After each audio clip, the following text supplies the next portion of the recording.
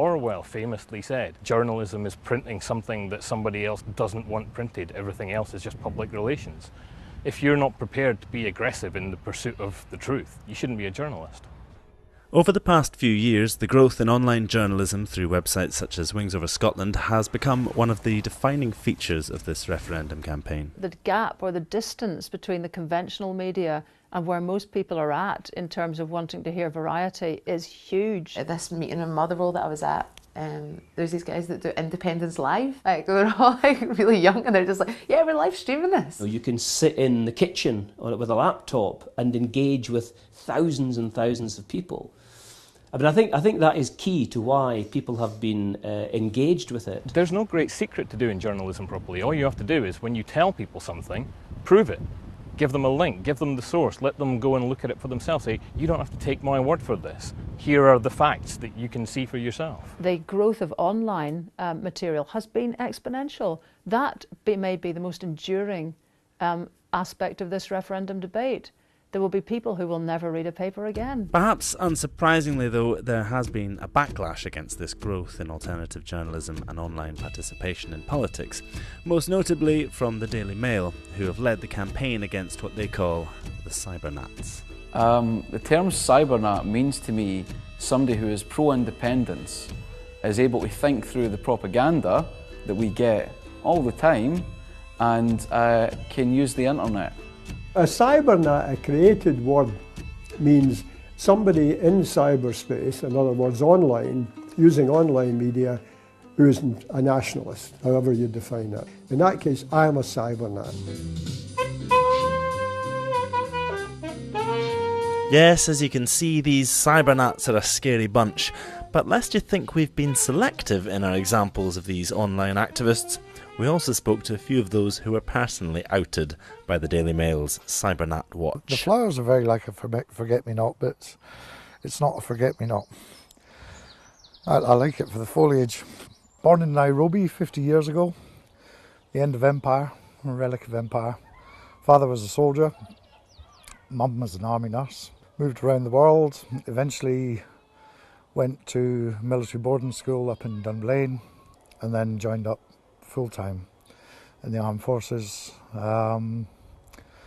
Did that for 8 years, and then fell foul of security vetting because I was gay. Roddy was outed by the Daily Mail as an evil Cybernat after he got some badges made up with the words "Proud Cybernat" on them.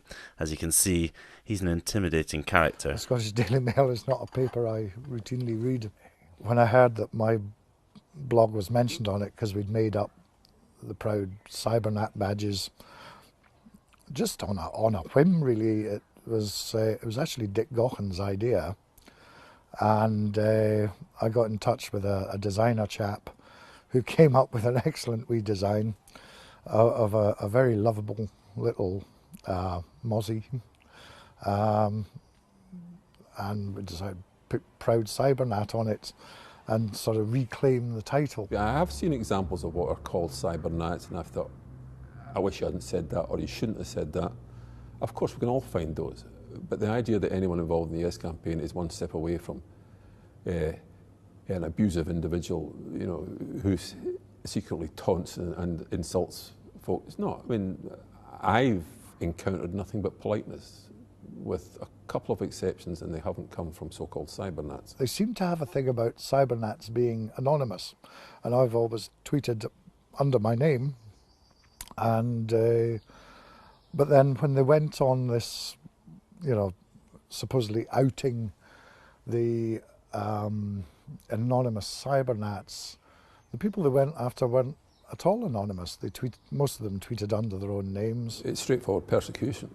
But it's typical of the Mail. That's the modus operandi of the Mail, has been for decades and decades and decades. It was actually quite sordid and shameful what they did, you know, including one lady coming home with her son was doorstepped. I was coming back from a doctor's appointment and my son was with me.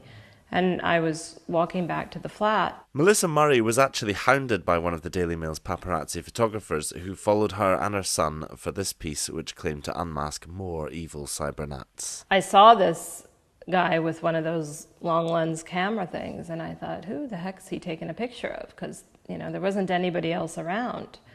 And I didn't really think anything of it. And we got back into the flat, and 5 minutes later, the buzzer went off. So I just went down. I mean, I didn't think anything of it. I wasn't thinking it was reporters. I opened the door and he said, "Oh, are you Melissa Murray?" I said, "Yes."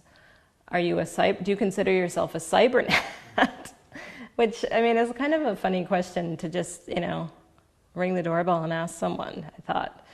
And I was kind of taken aback, and I said, "No, I'm not a CyberNat." And I actually slammed the door on him.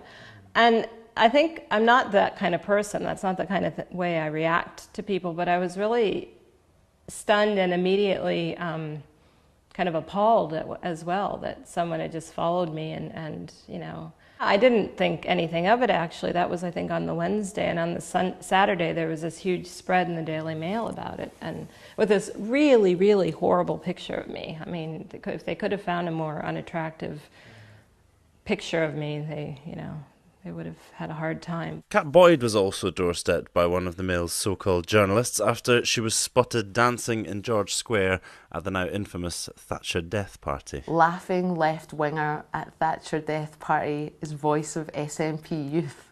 The headline came accompanied with 2 photographs, and one is of me and Nicola Sturgeon, because we'd spoken on a platform together a couple of times. And the other photograph of me is me doing some Cayley dance in George Square at the Thatcher death party. And the tone of the story was about, these are the sort of people that the SNP hang about with. I was leaving the flat to go to work in the morning, and as I left the flat, there was a woman standing at the door, and I thought, "You look familiar." And then she was like, "Yeah, I'm from the Daily Mail. We know that you've spoken on a platform with Nicola Sturgeon, and we're going to run a story. Is there any comment you want to make?" And I just said no, and then went to work, and I was so shaken up by it. Unfortunately, I think a lot of people in the Yes movement, maybe because they're younger, are actually encountering things like the Mail for the first time.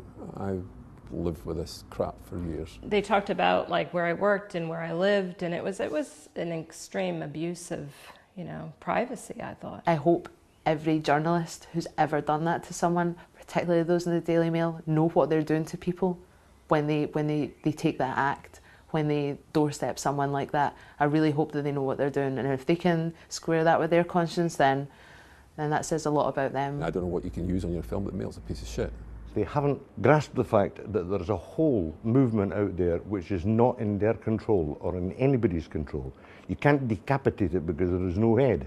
You can't buy it because who do you buy? You can't bribe it, you can't corrupt it in any way, because it's people, a whole range of people, a mass movement.